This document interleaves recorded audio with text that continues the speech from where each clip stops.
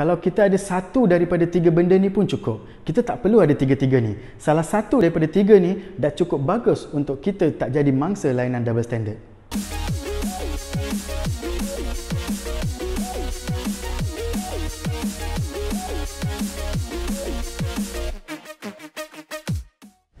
Assalamualaikum, salam sejahtera. Sejak kebelakangan ni, satu Malaysia kecoh, satu Malaysia marah sebab layanan double standard yang diberikan kepada golongan VIP, golongan kayangan dan juga selebriti berbanding dengan kita rakyat biasa. Bukan apa kita marah. Mereka boleh buat apa saja yang mereka nak. Test drive kereta, parking kereta sana sini, bercuti sana sini, membeli belah sampai merentas negeri. Kita nak keluar rumah untuk sesuap nasi pun tak boleh. Mereka happy-happy upload foto sana sini. Kita menangis membayar denda dan kompaun. Saya percaya ramai daripada anda tertanya-tanya, kenapalah saya jadi mangsa double standard? Apalah salah saya? Apa yang saya patut ada supaya saya tidak akan lagi jadi mangsa layanan double standard? Dalam video ni, kami akan bawakan anda 3 benda, 3 rahsia, 3 tips yang anda patut ada supaya kita semua takkan jadi mangsa layanan double standard. Yang pertama, kita kena berjaya. Kita kena berjaya sama ada dari sudut bisnes yang kita ceburi ataupun kerjaya kita. Bila kita berjaya, rakan-rakan di sekeliling kita adalah juga orang yang berjaya. Kebanyakan daripada mereka adalah decision makers. Jadi, semua urusan kita akan dipermudahkan dengan hanya satu panggilan telefon. Sebab itu, pelajaran dan ilmu sangat penting untuk kita. Kita kena pastikan setiap hari kita belajar sesuatu yang baru. Yang kedua, kita kena famous. Bila kita famous, ramai orang kenal kita. Bila sebut je nama kita, orang kenal. Pastikan kita famous untuk sebab yang baik, bukan untuk sebab yang tidak baik. Bila kita famous untuk sebab yang baik, orang dengar nama kita, orang excited nak tolong kita. Yang ketiga, network. Apakah itu network? Network adalah siapakah orang-orang di sekeliling kita dan siapakah orang-orang yang di sekeliling mereka. Contohnya, saya kenal Abu dan Atan.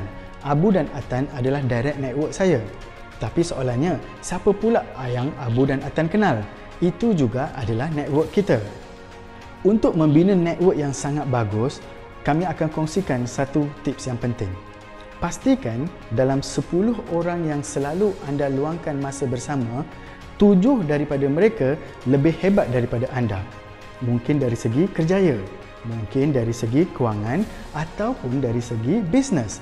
Bila kita mendampingi orang yang lebih hebat daripada kita akan terinspirasi untuk menjadi seperti mereka. Dan anda juga harus ingat, apabila kita mendampingi orang-orang yang lebih bagus daripada kita, ingat, kawan-kawan mereka pun adalah mereka yang lebih bagus daripada mereka. Jadi secara langsung dan tidak langsung, kawan-kawan kita dan kawan-kawan mereka adalah orang-orang yang mempunyai kabel yang bagus. Jadi, urusan kita akan dipermudahkan bila kita minta tolong dengan hanya satu panggilan. Satu kesilapan yang kita sering lakukan dan saya sendiri pun pernah lakukan satu ketika dulu, kita kalau boleh nak selalu mendampingi dengan orang-orang yang sama level dengan kita ataupun orang-orang yang kita lebih baik daripada mereka. Sebab bila kita mendampingi mereka, kita tak rasa rendah diri dan kita rasa kita ni bagus. Tapi sebenarnya untuk kita perbaiki diri kita, untuk kita perbaiki network kita, itu adalah satu kesilapan yang kita lakukan secara kita tidak sedar. Anda mungkin tertanya-tanya, kalau nak memperkembangkan network ni, skill apa yang kita kena ada? Untuk memperkembangkan network kita, satu skill yang paling penting kita kena ada, yang lagi penting daripada berjaya, yang lagi penting daripada famous adalah ilmu networking. Saya kongsi dengan anda. Saya ada seorang sahabat daripada Shah Alam, dia bekerja biasa je, dia pun anak orang susah. Bekerja sebagai supervisor, gaji dalam 2,000 ke atas. Tapi saya selalu jealous tengok dia.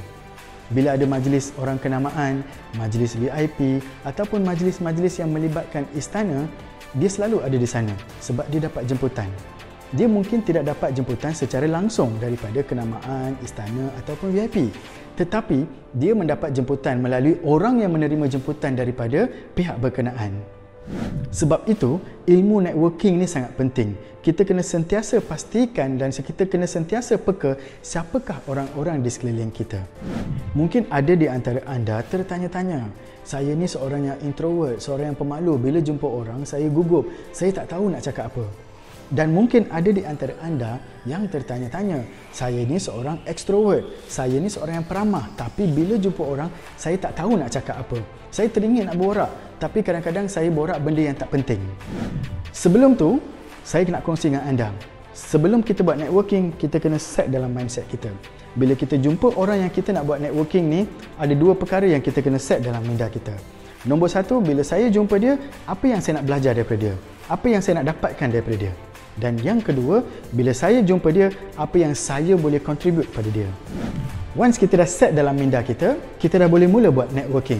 Dan kalau anda masih lagi rasa takut, masih lagi rasa gugup untuk buat networking, jangan risau.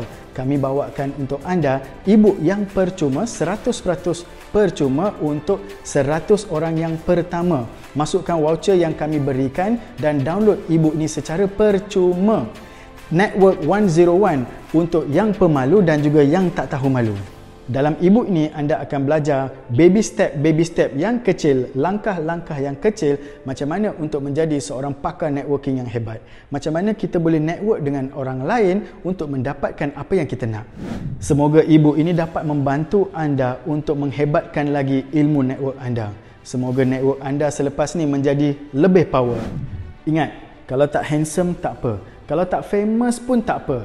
Yang penting network kita kebal, network kita power supaya kita tidak jadi mangsa layanan double standard. Lupa. See you.